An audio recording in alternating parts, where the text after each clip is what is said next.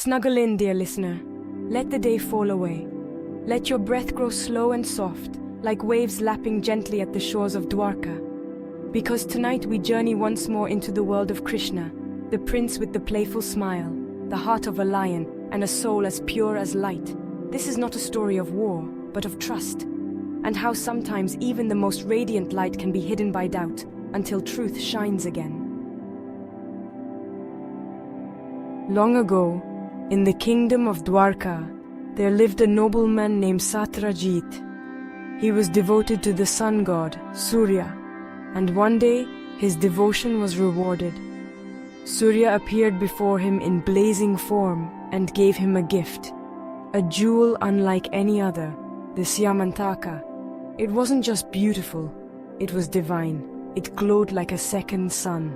Wherever it stayed, it brought prosperity.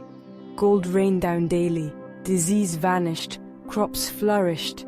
It was a blessing of unimaginable power.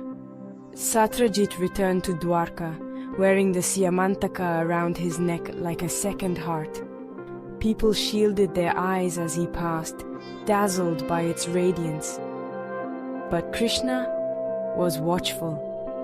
He knew great power always comes with great danger. Krishna approached Satyajit and said kindly, "You are its guardian, but this jewel belongs with the king. Not for greed, but for the good of all. Let it serve the people." But Satyajit refused.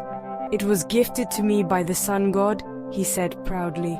"Not for others, I will keep it." Krishna said nothing more. He did not demand nor scold. He simply stepped back, knowing time reveals all truths. Days later, Satyajit's younger brother Prasanna borrowed the Syamantaka to wear on a hunting trip.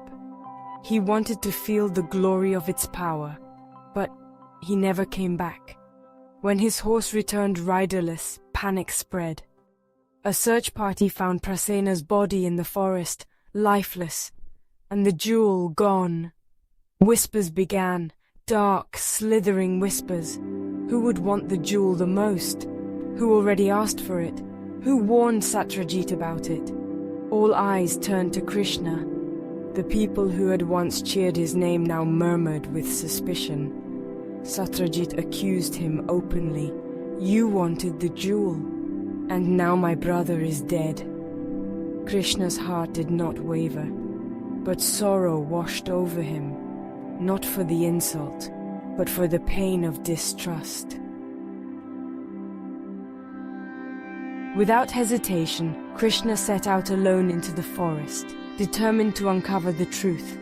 Not just to clear his name, but to restore balance. He followed the trail of Prasanna's blood, step by step, until he found something startling, the footprints of a lion. Further still, the lion's own tracks ended before the entrance of a deep, dark cave. Inside, Krishna discovered a strange and wondrous sight. A child, playing with the Syamantaka like it was a toy, laughing, innocent. And nearby, watching carefully, was the child's father, Jambavan, the mighty bear king who had once fought beside Rama in ages past. When Krishna stepped forward, Jambavan did not recognize him.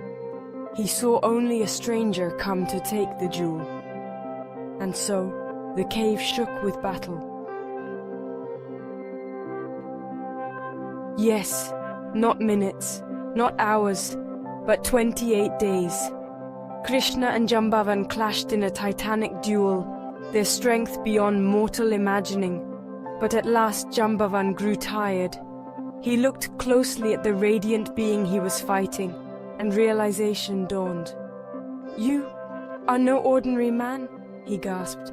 "You are Rama, returned in this age as Krishna." He bowed low, filled with awe and regret. "Forgive me, Lord," he said. "Take the jewel, and take my daughter Jambavati as your bride, a gift of peace and trust." Krishna accepted, not in pride but in quiet joy, for truth had finally risen. When Krishna returned to Dwarka, the people were stunned and ashamed. He told them everything: the lion, the cave, the long battle, the bear king, the child playing with light. And then he returned the Syamantaka, untouched, to Satyajit. The people bowed their heads in silence, but Krishna said gently, "Do not be ashamed to doubt, only to refuse the truth when it stands before you." Satyajit, overwhelmed with remorse, begged forgiveness. He gave Krishna the jewel and his daughter Satyabhama in marriage.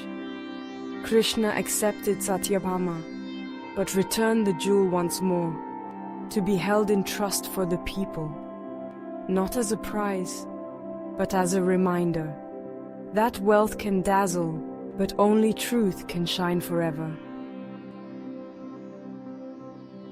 And so, the tale ends not in battle or revenge, but in understanding. Krishna once again showed the world that even when surrounded by lies, a steady heart will guide you back to truth, and that sometimes the bravest thing to do is to walk into the cave and face the darkness with love.